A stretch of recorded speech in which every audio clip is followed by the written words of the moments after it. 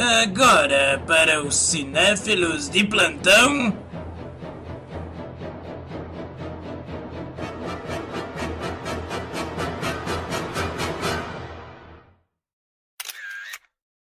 Câmera cega. Hã?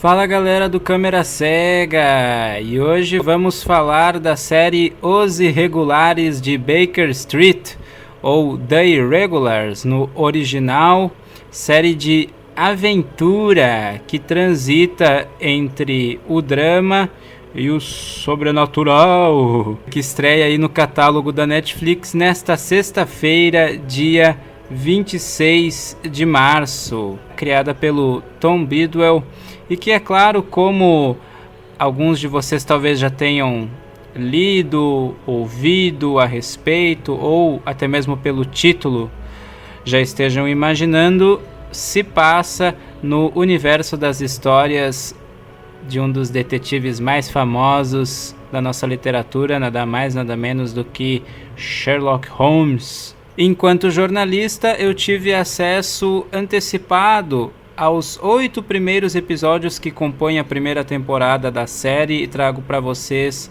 um panorama geral do que esperar dessa produção, que já adianto com muita felicidade, em princípio considero que muito provavelmente esta será uma das melhores estreias do ano da Netflix. Então é com muita felicidade que eu venho aqui falar dessa série para vocês, sem spoilers, naturalmente. Mas antes, alguns breves recadinhos. Se você curte o nosso podcast no YouTube, saiba que agora também estamos no Spotify, e você também pode procurar o Câmera Cega no seu agregador de podcast preferido.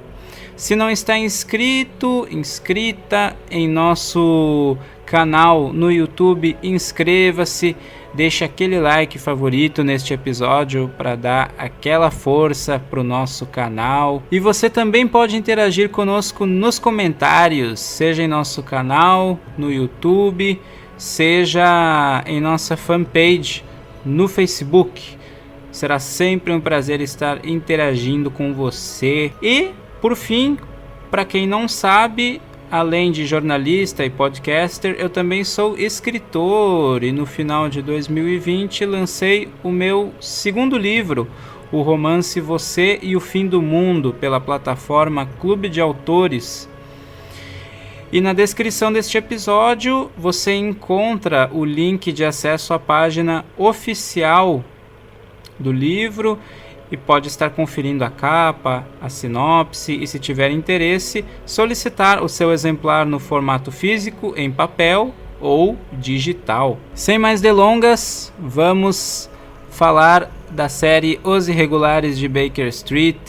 Eu estou gravando este episódio um dia antes da estreia, galera, na quinta-feira, portanto, você provavelmente, espero, estará ouvindo este episódio ainda na sexta-feira, dia em que a série estará disponível no catálogo, e aí você terá uma super dica para o final de semana. Nesta série britânica, como eu mencionei, galera, criada pelo Tom Bidwell, a nossa trama se passa de fato no mesmo universo das histórias do Sherlock Holmes, ainda na Inglaterra vitoriana, e nós acompanhamos ao longo dessa trama, ao contrário do que se possa esperar, não o Sherlock Holmes e o Dr. Watson como os personagens centrais. Aqui nesta série, os personagens centrais são 5 adolescentes, ou mais especificamente 5 órfãos de rua, que aparecem também na obra original, né, em histórias aí da série, né, literária original do Sherlock Holmes. Esses 5 órfãos aparecem originalmente na história Um Estudo em Vermelho, só que nessa história eles são crianças e são contratados pelo Sherlock Holmes como agentes de inteligência. Na série, porém, eles são adolescentes e são os protagonistas da nossa história. Tudo começa quando eles são convidados, na verdade, né, a investigar um mistério a mando de um sinistro Dr. Watson, que então aqui assume um papel, digamos, à margem dos nossos protagonistas, né, galera? Ele não tem um papel central na história, mas ele é quem convida aí, propõe, né, oferece uma proposta de trabalho, na verdade, a esses jovens, para que eles solucionem um misterioso caso que está dando o que falar na cidade de Londres. Só que os nossos jovens se deparam com uma grande surpresa quando eles percebem que há algo de sobrenatural por trás deste caso. E a partir daí eles vão ter que começar a investigar e a lidar diretamente com um problema muito maior do que eles imaginam a princípio, que põe em risco não apenas a cidade de Londres, mas até possivelmente o mundo inteiro. Gente, sério, e é muito bom estar vindo aqui falar e indicar essa série para vocês, porque eu confesso que já há algumas semanas, acho que praticamente há mais de um mês, eu já estava com uma certa sentindo uma certa falta de falar aqui para vocês de um lançamento inédito, de uma estreia que ficasse acima da média, assim, que realmente se destacasse bastante em termos de qualidade. E finalmente temos agora essa estreia. Na linha do que eu já cheguei a comentar aqui, galera, inclusive acho que na minha última crítica, como é bom quando a história sabe exatamente como ela quer conduzir a sua narrativa, cara. Ela sabe para onde ela está indo, ela tem pleno controle dos seus efeitos dramáticos. Quando a história conduz os seus recursos narrativos e não o contrário, que é o que acontece em muitas produções que ficam ali na média ou mesmo abaixo dela, que elas querem fazer com que os recursos narrativos acabem pautando a sua história e não o contrário, como deve ser, né? Que é o que acontece aqui. A história, apesar de inspirada no universo das histórias do Sherlock Holmes, ela tem uma originalidade total, galera. Ela tem uma identidade própria, ela se desenvolve de um jeito muito próprio, muito seguro o tempo todo, do início ao fim da temporada. E como isso se torna perceptível durante a narrativa, é impressionante a diferença, assim, né, galera, do nível de produção mesmo, destaque aqui pro roteiro, efetivamente, nesse sentido. O drama é maravilhosamente bem construído, a construção desses personagens, desse quinteto de início, mas também do próprio Watson, que é, na verdade, eu acho que um dos meus personagens prediletos nessa série, se não o meu predileto, porque embora, é claro, eu não concorde com muitas das ações dele, mas você consegue entender o personagem, cara, as motivações dele, você consegue entender por que ele age daquela forma, principalmente conforme a gente vai se aprofundando nesse personagem, né? A gente vai conhecendo ele melhor. O elenco como um todo está muito bem engajado, e claro que quando nós temos roteiros assim tão bem escritos, tão bem direcionados, isso estimula o elenco, estimula que todos os componentes, todos os membros do elenco deem o melhor de si, porque eles têm um ótimo material para trabalhar, para desenvolver a sua interpretação. Então nós temos aí os 5 jovens, a Bea e a sua irmã Jessie, o Billy, maravilhosa o desenvolvimento desse personagem também, o Spike e o Leopold, todos com as suas características muito bem definidas, daquela dinâmica de que do individual se forma o grupo, né? De como todos eles funcionam muito bem quando estão atuando juntos, cada qual trazendo o melhor de si, né, das suas características. Então sim, como não poderia deixar de ser em uma boa história passada no universo de Sherlock Holmes, nós temos investigação, temos muito mistério e a gente tem ao mesmo tempo que uma incrível homenagem aos fãs das histórias do Sherlock Holmes, todo um referencial, uma gama também a clássicos da literatura de terror daquela época, como Frankenstein, e isso é, como eu disse, entrelaçado, costurado com o universo do Sherlock Holmes com muita naturalidade, com muita originalidade, com todo o tom de histórias, inclusive, daquela época. Inclusive os episódios eles são nomeados por capítulos, o que faz todo sentido nessa proposta de narrativa, a referência literária. A cereja do bolo nesse sentido se encontra no final dessa temporada. Apesar de a gente não ter propriamente uma grande reviravolta no final dessa história, só que a gente tem um clímax muito bem construído, dramaticamente muito bem executado, o que acontece na produção como um todo, né? E isso se confirma mais do que nunca na conclusão. Já estou doido para conferir a segunda temporada. Eu acho que se essa temporada de introdução já é tão maravilhosa, a segunda temporada vai ser assim um negócio de doido. A última cena da temporada me surpreendeu positivamente, porque eu esperava todas as cenas possíveis para um final de temporada, menos a cena que nos é apresentada.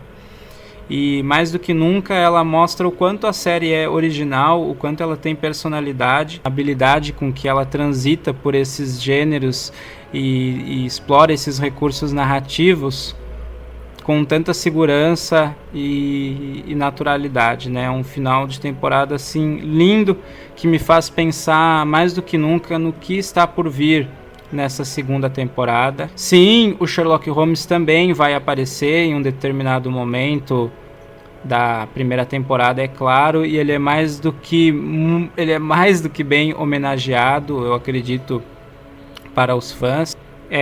Isso eu posso falar da aparição do Sherlock porque não é spoiler, né? Isso é mencionado inclusive na própria sinopse dessa primeira temporada. Observem também, eu achei muito interessante o trabalho da trilha sonora dessa produção, porque, na verdade, apesar da produção se passar na Inglaterra vitoriana, nós temos uma trilha sonora contemporânea que contrasta com o período, né, histórico no qual a trama se passa. Só que isso claramente acontece de forma proposital, porque é um recurso narrativo que outras produções também utilizam, inclusive, para dizer que, apesar da história se passar em um determinado período histórico, nós temos uma leitura contemporânea a respeito do período em questão. E é o que acontece nessa produção, e a gente tem essa mensagem